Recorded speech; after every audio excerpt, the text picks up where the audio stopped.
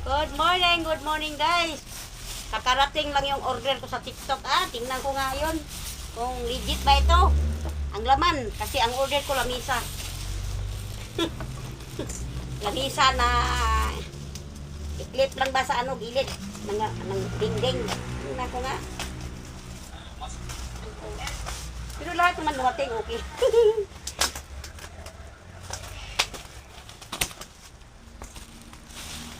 POD, kaya na to. Number to kaya na to.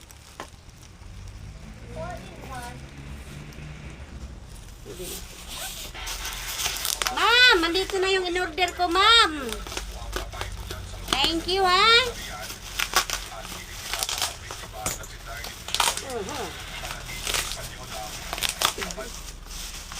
Bilis makarating. Ayun. Kasi ang gusto ko lang mini. Maliit ba? Yung nabili ko kasi malaki. Lumagpas din.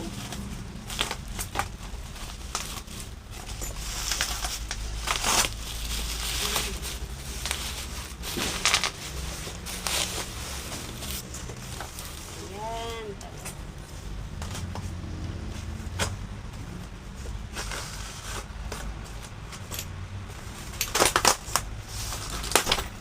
Okay pala.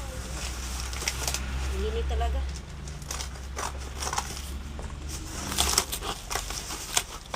Talaga, bakat lang siya.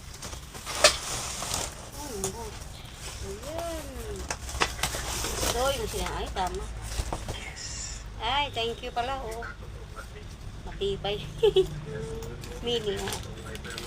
Kompleto, may board. Ayan. Dalawa. Ito'y ka.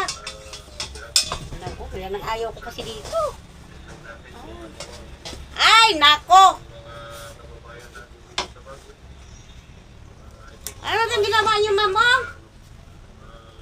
Damage! Dapat sana inano nyo.